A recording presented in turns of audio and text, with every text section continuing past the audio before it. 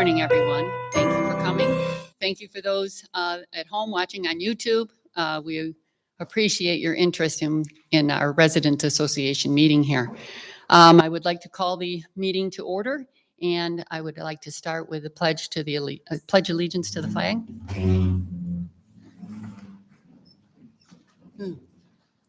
I pledge allegiance to the flag of the United States of America and to the republic for which it stands, one nation, under God, indivisible, with liberty and justice for all. Thank you. In case you didn't hear, we do have the 50-50 raffle. It's $1 for each ticket, or $2 for 3 tickets. And we'll do the door prizes at the end. The door prizes are a red ticket, and the 50-50 are a blue ticket, just so you keep that straight. And Pam will be passing out the red tickets for the door prizes. She'll be around with them shortly, okay? I would like to introduce your Board of Officers. This is our first meeting with the new board. The election was last month, and in our meeting, we did decide who was in each position. So I am your president, Peggy Marcone, and here we have First Vice President Sue Smith. Wave to everybody. Our second vice president is Donna Mueller. She had an appointment this morning. She should be joining us as soon as she can get out of that.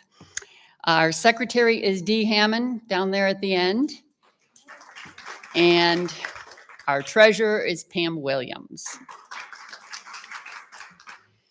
We had the minutes posted on our website, the lpgra.org website. I hope you took some time to read those.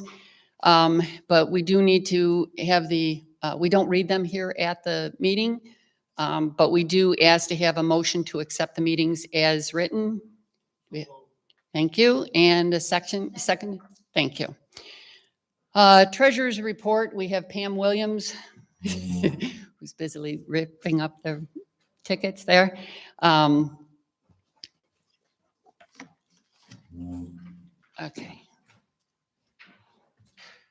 Come to order. Good morning.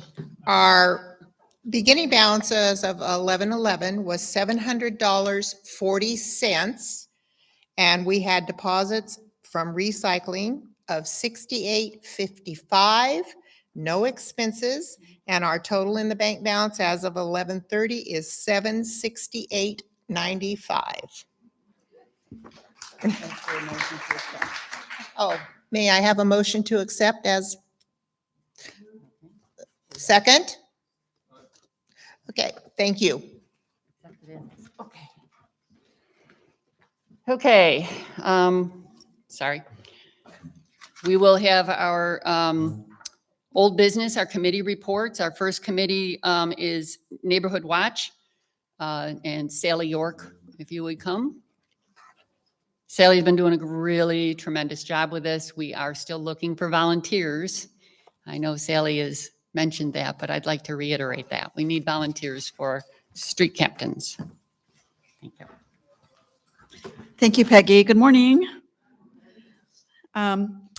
I don't have a lot to say this month, which is, I think, for our group, Neighborhood Watch, no news is good news.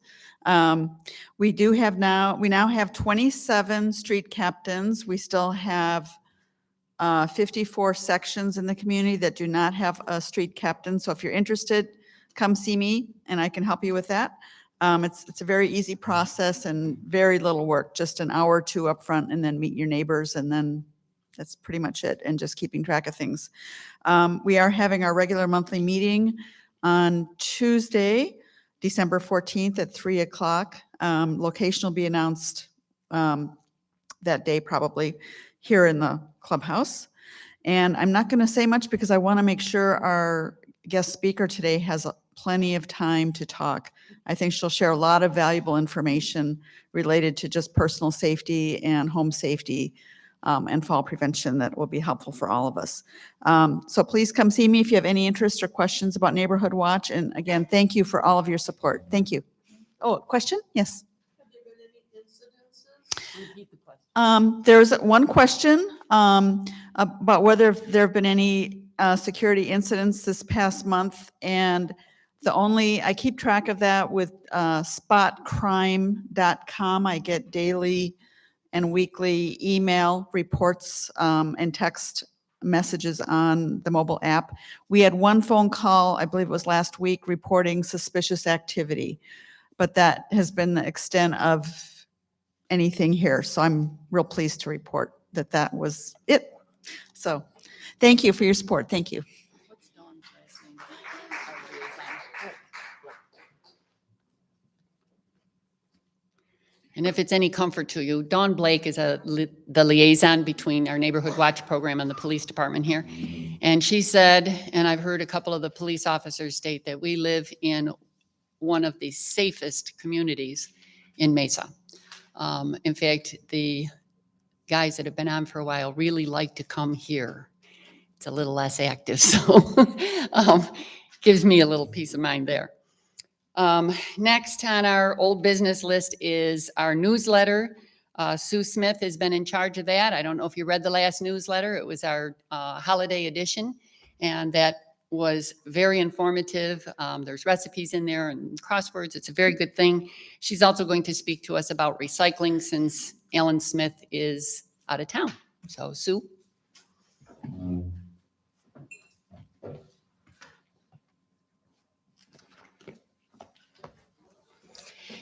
It seems like I was just standing up here just a couple of days ago. Our next newsletter is going to be a Valentine's Day themed newsletter, and I've approached several people asking them what their love story might have been, as I would like to put a couple in the newsletter. I told you my story last week or last month about meeting and marrying my husband within 3 months. I then was trying to think of what other stories, love stories that Larry and I have. And I might tell you that I really need our person here that's going to speak to us. See, I have a thing with fire. I don't know exactly what it is, but my very first incident with fire was trying to make a really great steak, and I flamed it inside the house with flames, and it was a great steak. It was loved. But when I went back to the kitchen to turn off the fan and the light, they were melted to the on position. I've almost burned down Dipsty dumpsters, a kitchen, a deck, a grill.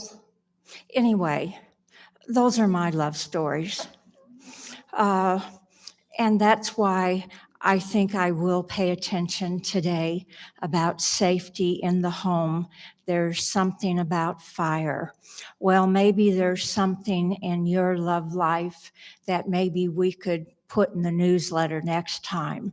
So if you do, let me know and we can get it written up. Oh, the deadline is February 1st. So on to recycling. We do have recycling here, and we are doing the aluminum cans, which you heard from the treasurer's report that it is going well, and the clear plastic drinking bottles. We are also collecting those. And when it comes to the aluminum cans, we are only accepting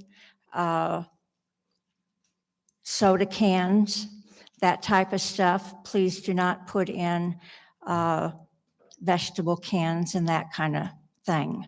When it comes to the clear plastic bottles, please do not give us milk jugs. We can only accept what drinks are coming in. And if you have like 7-Up or Sprite bottles, they can go in also. The other thing I would like to make an announcement about is there is a green dumpster back there where recycling is, and that green dumpster is for waste material from your yard.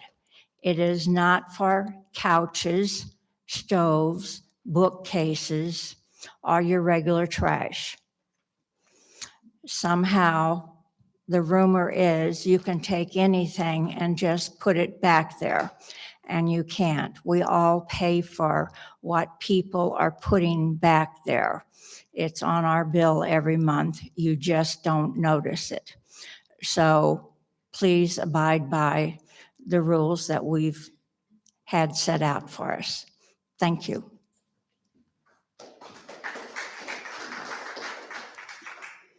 Thank you, Sue.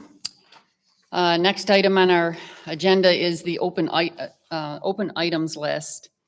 And our open items list is shrinking, which I think is a good thing. When I first came on the board, it was like a book. There was a lot to be covered, and thankfully, we had an excellent president, Margaret Jacoby. She worked very well with management, and we have been able to accomplish a lot. The new board is hoping for that same thing. We want to accomplish a lot for the residents. We want to make sure that everyone is just as happy living here as we are. So on our open item list, the first thing that was on there was the leases. We have no further information on those. We were told last month that they would be out sometime in January. We believe they will be effective as of January 1st, 2022.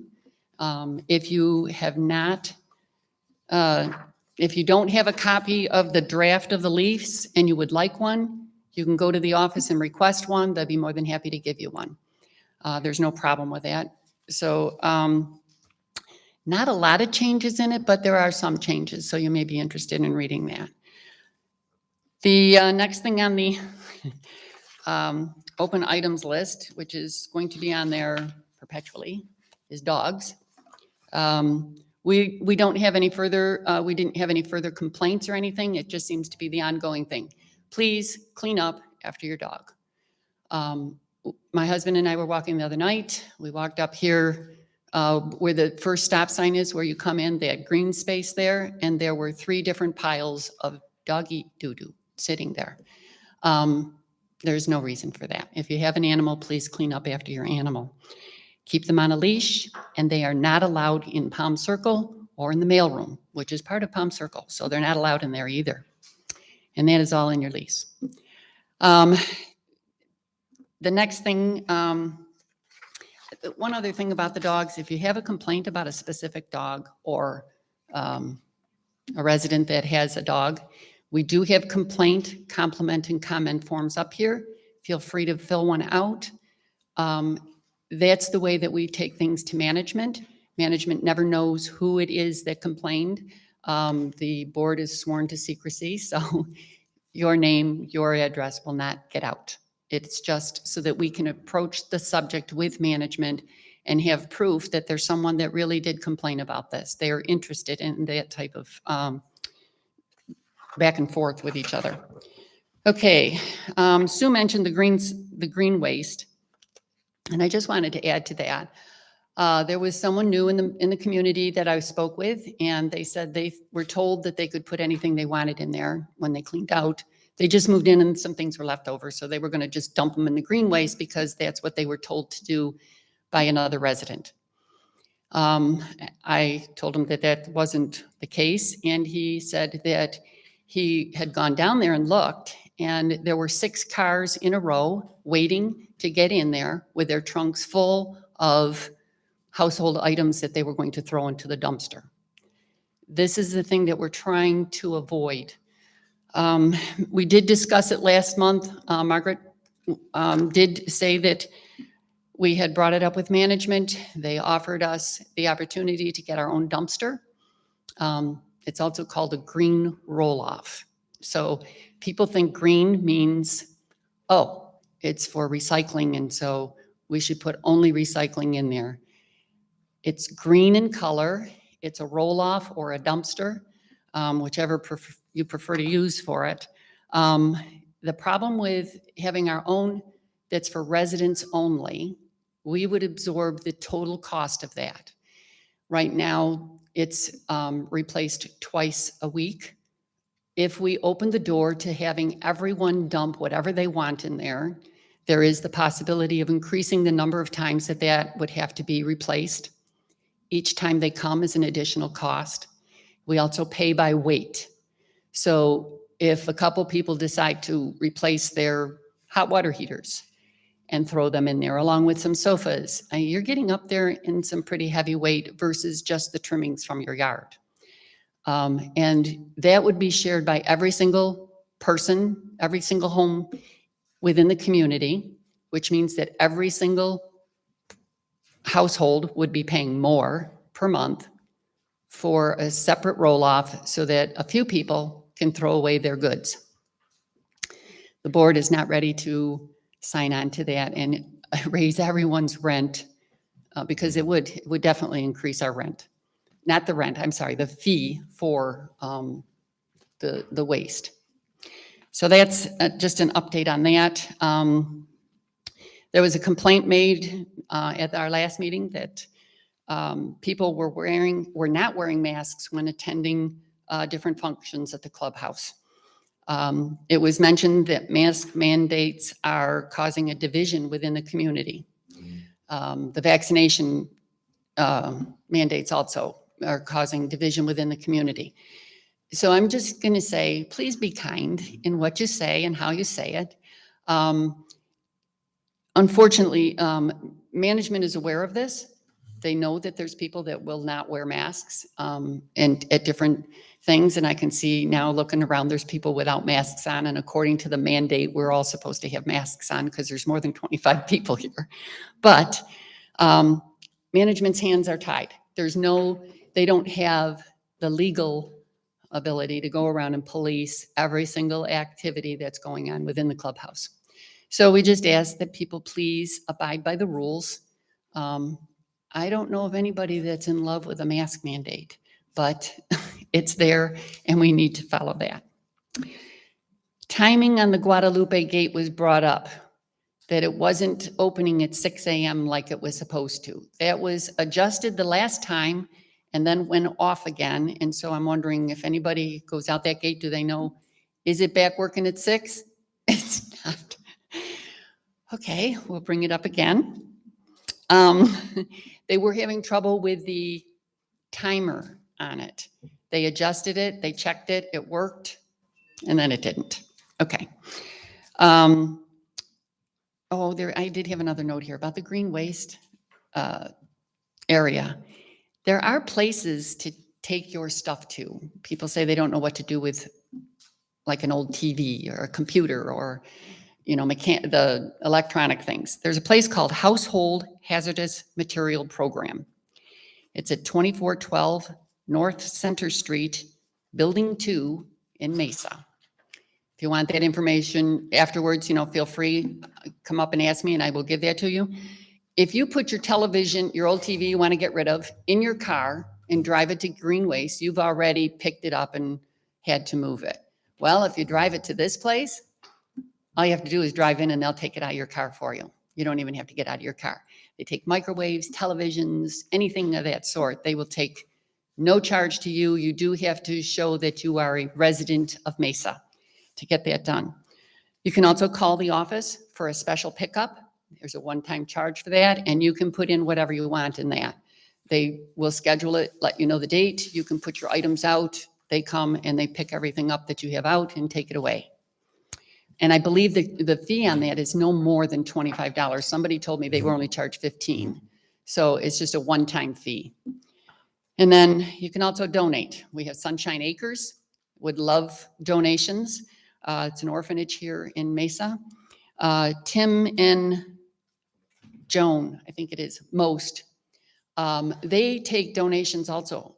They take them, their church has an outreach program, so they do a lot of recycling of household goods and stuff to people that are less fortunate. So keep that in mind. There's also Vietnam Vets. If you're interested in that, you can donate to Vietnam Vets. And I think I had more on here.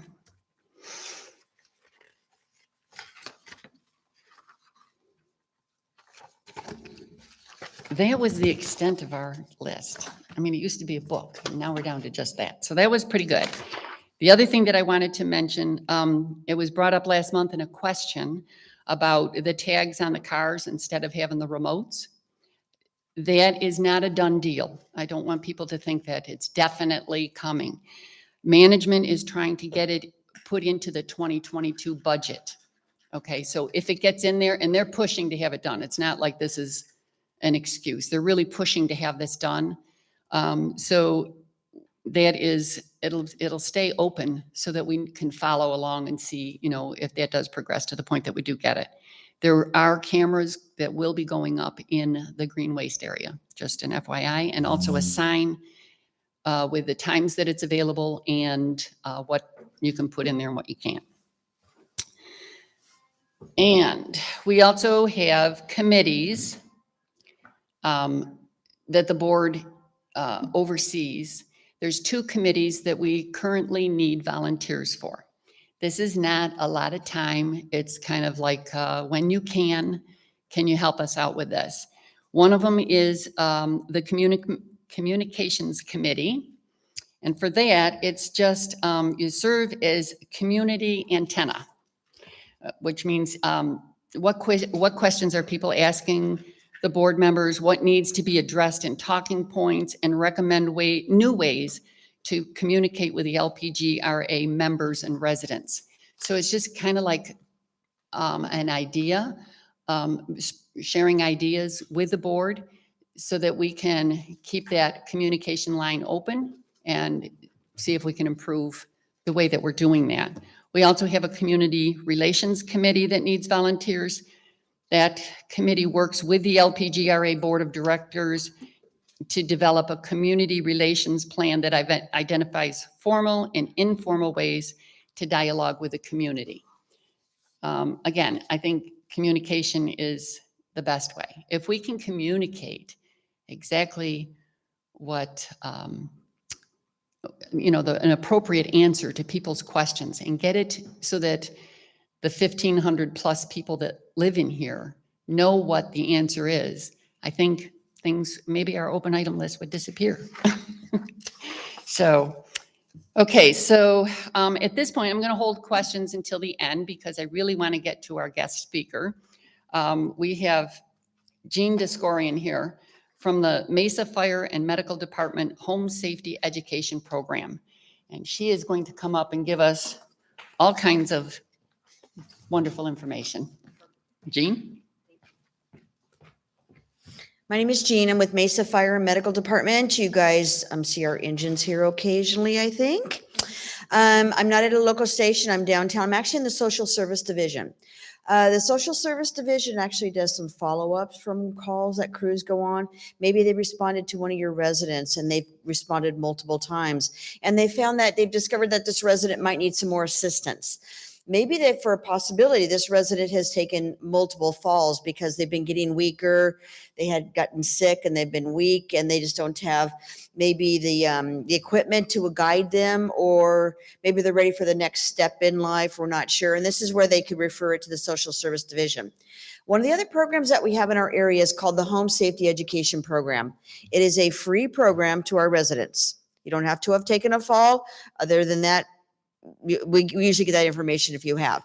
But what it is I have volunteers that will come in by appointment and they can assess your abilities in your home. Okay, so as some people tend to collect things and maybe block paths, and it may be somebody needs to hear from the fire department why it's necessary that that path should be a little more clear, because maybe that if they've taken a fall, the hospital is able to get a gurney in to transport them. It's necessary, usually coming from someone like our department versus your spouse. They tend to hear it differently. You know where I'm going with that one? So the other thing is they can also check your smoke alarms, of course, make sure they're working. Nowadays, we put in a 10-year sealed battery smoke alarm, so it's not that thing that goes off every single year because it has a low battery. It's a really good device. And then the other thing that we can do is install grab bars, up to 2 grab bars, preferably in the bathroom, because that tends to unfortunately be where we see most of our falls. And if it is, I actually can make appointments today. I'm going to be in the back. I have a lot of appointments for next week. If you feel this is something that you can assist yourself with the grab bars, they're not meant to pull up a lot of our weights. It's there to assist you because maybe you're starting to get unsteady or you have been unsteady, and this would help you possibly prevent a fall. And that's what we're looking to do. Because once you do take a fall, life does take a change. And I'm sure many of you guys have experienced that. We tend to be a lot more careful. We tend to shuffle our feet, which is worse than in where our legs are weaker because we're not as mobile anymore. We may have had an injury. We've taken a fall and we broke a hip. So we tend to have an injury, and that makes us a little more cautious, a little bit nervous. We would like to have that grab bar or some clear aisles or more information about fall prevention to help us get through our daily tasks, to empower you, to keep you guys staying in your home longer.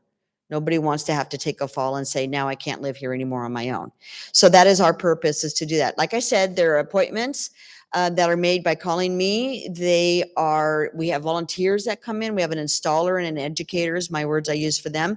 They tend to be people who are our age, and I could say that because I could live here also. And so they understand completely what older adults are going through. We also talk about fire extinguisher safety. We talk about it, but at this age, I think our goal is to get out, not worry about putting out a fire in case you overcook a steak. She had me a little nervous on that one, but we also talk about home escape plans. Again, that steak that got overcooked, how do we get out of our home safely, and what do we do at that point? So we provide some fall education. It takes less than an hour for the whole appointment. And they're wonderful people that you deal with, the volunteers. So questions in regards to that? I know I had 15 minutes, but I'll expand a couple things at hazardous waste. It's down the street from my house. I love it. I go there all the time. Please be aware of the hours. They have odd hours. So make sure you look that up. It's not like it's a Monday through Friday kind of thing. So they have unique hours. They do take a lot of stuff. They're awesome people. Just to be aware of that. So the other thing I was going to talk about, let's talk about falls. Do you know that's like one of the most common calls that we run on? You guys would think fire department, we run on fires. No, we're doing better with fires only because we have newer construction. We have buildings that are sprinklered, just like this one that's here. So that is not something that we see all the time. That is something obviously they train for, but falls are one of our most common calls. Falls the falls that happen, it's never in a good place and time. Falls could be everything from I sat down and I slipped off my chair, off the bed. Bathrooms are one of the more common places for falls. So obviously we're like in our pajamas, just getting out of the tub. We're not dressed properly. We're stuck between the toilet and the shower. It's never a good spot. So we try to provide this program, the Home Safety Education Program, to empower you to use that grab bar to assist yourself to get out so you don't get into that situation, hopefully. Like I said, I will be in the back. I'll be over there at the table, actually. Come by after. You can make appointments. I've got lots of openings for next week. We can get that done. If you feel that you're in a position in your life in which you could afford a $20 grab bar, we have the grab bars, but a donation is always well liked because we can get grab bars for those who can't afford them. And there's a lot of homes out there in Mesa who aren't able to do that. So we would ask for that if you feel that's a position like you can't install them, but you could afford them, that kind of thing. So does anyone have any questions for me? Yes, ma'am. Does your department address anything like a lockbox for homes whereby emergency vehicles, paramedics can access? Okay, the question was, thank you. The question was, does the department address anything like a lockbox? We do not provide lockboxes.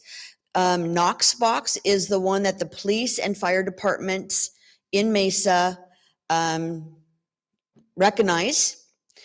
There's a lot of brand names out there. We do use the knock boxes because we have a Knox box key on the engine that gives us the access to get your key out of it. I have paperwork that says once you obtain by purchasing a Knox box, which I will have to tell you right now, they're not the cheapest ones out there. But there are ones that can be wall mounted and there's ones that can be hung over the door, which means it can go with you if you were to move to a new home. Just be aware that a lot of doors have different widths. So you need to know the width of your door so you get one that fits over your door properly. Once that is purchased, we have a sheet that walks you through the process. You call our fire prevention office. They will come out, open it with a Knox box key, which is a different key, a universal key that can get into it. You place your key, and that is a process that it can be done. Sometimes there are master locks with codes that you have preset, and you hang them on almost like a realtor does on a home where they have it on a spigot or somewhere out there on the those you set your own code. The thing is that you will have to notify alarm when you are calling 911. You'll need to let them know that you do have a key to the home because it is locked and here is the code. Sometimes when we have to call 911, our brain isn't working the way it should be working. Like, what is that code? I highly encourage you to get to know your neighbors. Okay, remember those olden days when we knew our neighbors? Know your neighbors. Make sure they have an extra key. Make sure you share that back and forth. Our neighbors are our best asset in times like that. Our neighbors, our friend, the rock, whatever, or put the key under the rock. Whatever's necessary that you can advise alarm, hey, my neighbor next door has a key to the house. They do try to carefully, if they have to get into the home for an emergency, they use every effort not to damage the home. It's not like they're going to come in and take an axe to the middle of your door. They use caution. They use something that can be locked back up later. So keep that in mind also. But one of the best things is knowing your neighbors. It really is. Does that answer your question, ma'am? Okay. There was another question over here. Yes, ma'am. You mentioned the smoke alarms, they're 10-year. Do we purchase those from you and you will install them? Okay, thank you. Are they electric? Are they wired in, hardwired, or are they battery? Good question. The question was about the smoke alarms. I mentioned a 10-year smoke alarm. That is something you're seeing out there, 10-year sealed battery. Smoke alarm units last 10 years. Okay, after that, the components start giving out. You need to replace the unit at that point. We purchase those we have those with the program. Okay, so we bring those with us. We can install up to 2. The thing with a lot of your homes possibly is that you have hardwired systems. I'm seeing nod, yes. We are not electricians. We will not replace your hardwired systems. You're going to need to have someone, an electrician, a handyman who is comfortable with unplugging it, taking it down to Home Depot or Lowe's and saying, I need 3 more of these because they're all beeping, because they're all brained together in my house. In the meantime, while that's being done, because they also have a battery backup, but if it's older than 10 units, that unit needs to replace. In the meantime, we could place, to keep you safe, another smoke alarm. That's very possible. We like the 10 years, then you're not calling us out every year, the volunteers, to come and change your battery. Okay? So you're starting to see that more and more. Carbon monoxide alarms are out there also. We don't have a lot of the, coal burning things out in Mesa. It's not a must. A lot of those are combinations. That's fine to use also. They're becoming more of a 10-year sealed alarm also. So as you're changing them, go to the newer ones. Yes, sir? The reason for a 10-year life cycle on that is because of the cesium radioactive material that is used inside them as a sensor. That is correct. That's a half-life that deteriorates in 10 years. That is correct. The gentleman clarified the reason for the 10-year lifespan on a smoke alarm. It's because of the components inside of it. Okay, they like most of you guys have got probably alarms in your home since you've lived here, since you bought the homes. You don't have any idea how old they are. You can take them off, unscrew it, and look at it, and they're usually dated. There's a date, manufacturer date on them. That kind of gives you more of a guidance. That is something, again, with an appointment, our volunteers can help you out with that one too. Other questions? Yes, ma'am. What number can we call if we don't know if we are available next week to make an Perfect. I have a ton of brochures here along with my business card. Email works really great, only because we're out a lot. And when I get a phone call, I might be in the middle of a call and I can't answer it. And then eventually we miss that connection. If you have the ability to email, I love that.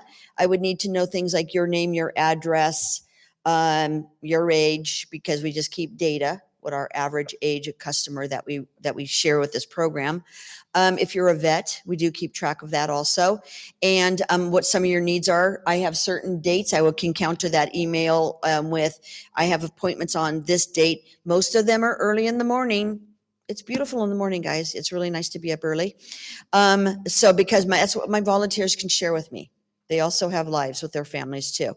So they're 9, 10, and 11 in the mornings, or I have one that's 8, 9, and 10. So it depends what's availability.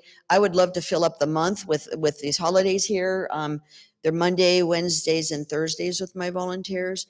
That would be awesome. That way they can come here and knock them all out in one spot. They think that's fun versus running all over the city trying to get 3 appointments done. But I will share the brochures. I will leave them here also. And I will leave some of my business cards here so that at least the board has that information. If you guys have questions, you can ask the board. They will always have that contact. We do not work shifts. We're day staff. We work Monday through Thursday in the city. Okay. So if you're calling me on Friday, I'm probably not going to answer the phone. Okay. Just because of boundaries. We know how that works. Other questions? Yes, ma'am. A few years ago, we got little packets to put on the refrigerator with information about drugs and disabilities and things like that. Are you still distributing those? Yes, the question was that years ago, they used to have these little packets that were put on the fridge with the stickers as Mesa Fire. And inside of that package is a medical information sheet where we encourage you to write down your name, your emergency contact, your power of attorney, your, you can list a couple people if you need to as emergency contacts. You also then write all your medications, your current medications. We encourage you to do it in pencil because sometimes they change their dose and we can change it and update it. So then we have this sticker outside. Then when our crews respond to your place, they see that and go, oh, I don't need to ask you all these questions in a time of a very stressful time. They can go to that fridge, get that current package, and be able to write down whatever information they need directly off that. Is that available? Yes, ma'am. And they are all on the packets that when we come into the appointments, we still carry those. Yes, we do. Yes, ma'am. My son-in-law was a fire chief, and they had a program where they went, to communities like this, where there are a lot of people, and did fire safety seminars, I guess you could call them. Like, for example, don't throw flour on your kitchen fire, et cetera. Do you have any programs like that? Okay, her question was, or actually her statement was, is that she has a family member in the fire department and they go around and they do fire safety seminars discussing different ways to remain safe in your home. Yes, we do it. Obviously, COVID has set everyone back. I have been here teaching CPR. Has anybody taught taking my CPR class? There we go. 1. I feel good. Okay, so 2. Okay, so I've taught CPR. You don't need to be certified. You just need to know what to do in an emergency, what to expect when you call 911. How do you handle someone who chokes? What's an AED machine because your location has a few of them? How to use it because it's made for you. Yes, we do presentations. We do fire safety presentations. That is just starting back up around the city. It depends upon some of the restrictions of the community. It depends on, some of them are like, we're not ready yet. Some of them are like, we open to some community events now. So yes, we still do that. Yes, ma'am. Yes, ma'am. Like for instance, twice in the last 6 months, someone has fallen out here and I picked them up, but are you supposed to pick them up or should you call 911 or what should you do with them? It's a great question. Her question was that she was out in the community and someone has taken a fall. She picked them up. Her question was, should she pick them up? I guess it depends on what's going on. All right.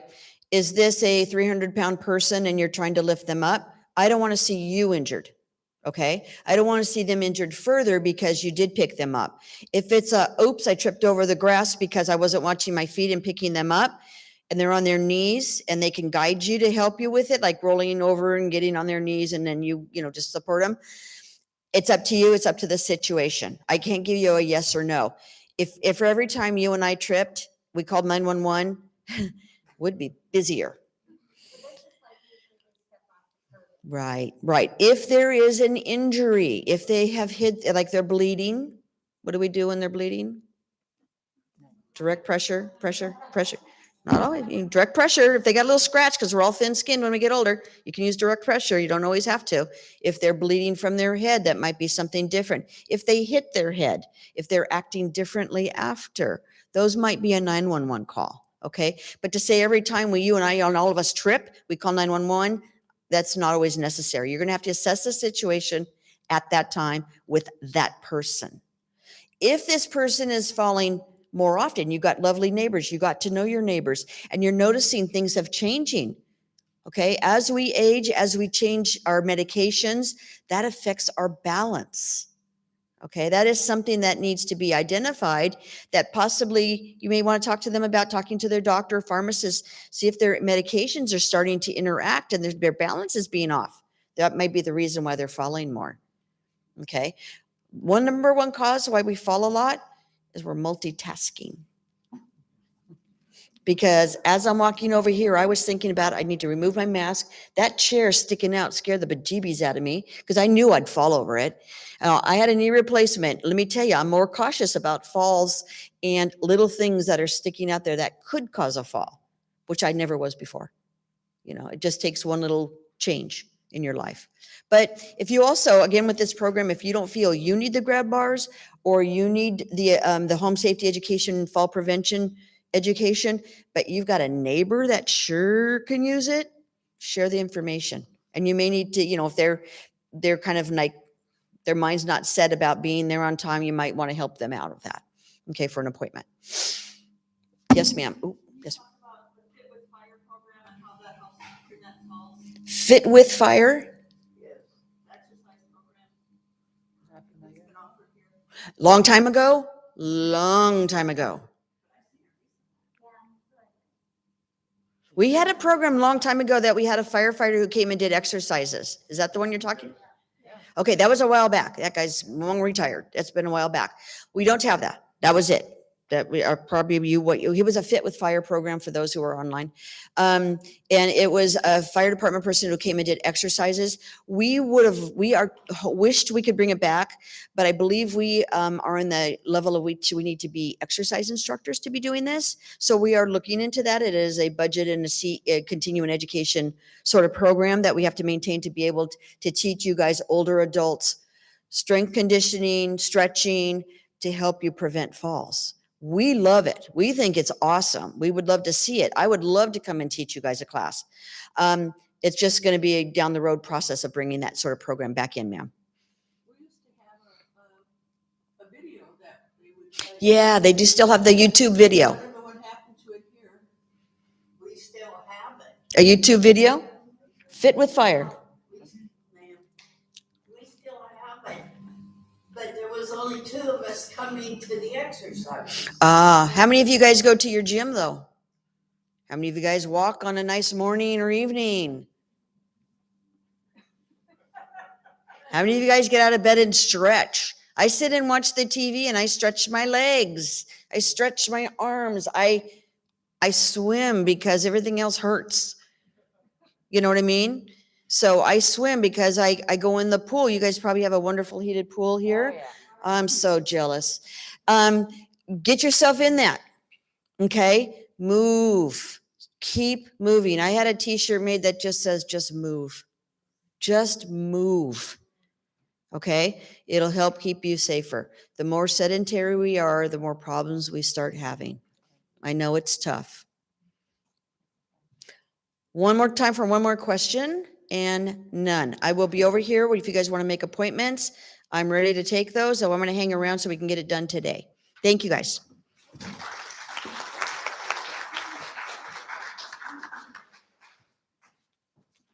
Thank you, Jean. And please don't forget to visit with her after here. I do have the times for the household hazardous material program. They are open Wednesday through Saturday from 7 a.m. till noon. That's it. My husband also said, You can enter on Lehigh Road. That's the entrance to this place. So you can Google that and find out directions how to get there. It really was it was easy to get there. Oh, So it's going to do this and this and this. Center Street is your best access because it goes directly to it. okay, Center Street. Right down to it too. It's a great place. Okay, so that is Center Street. Jean was just saying the best way, just Google Center Street and go from there. Okay, and that was terrific information. I really hope that you do take advantage of this. And for those of you in YouTube land, be sure to you can contact the board if you need the phone number. If you want more information, we will have the information for you, but I really think that this is a great opportunity for us. And back to communication, I don't know exactly how many people are here, but I don't think it's anywhere near the 1,500 people that reside in this community. And we can all benefit from this. We might be the 55-year-old that just made it through the gate, able to live here, or we might be the 95-year-old that's been living here for a couple decades. It doesn't matter. We need to know how to be safe, how to keep ourselves safe, how to have a safe home.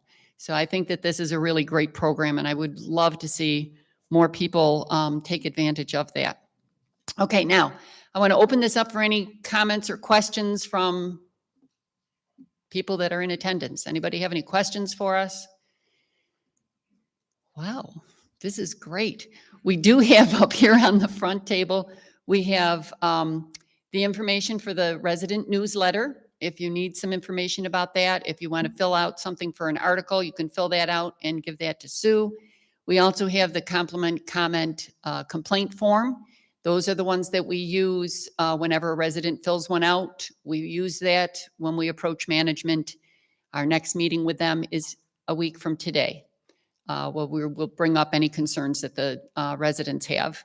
And then we also have over on the table in front of Pam, AMHO information. AMHO is the Arizona Association of Mobile Home Owners.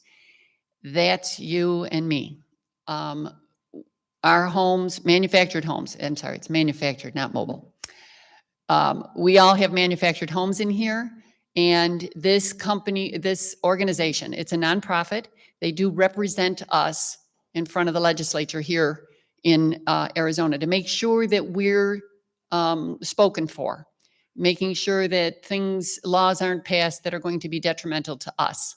So I really strongly suggest that everybody that lives here join AMHO. They're a nonprofit. They work off of the donations that we make in membership.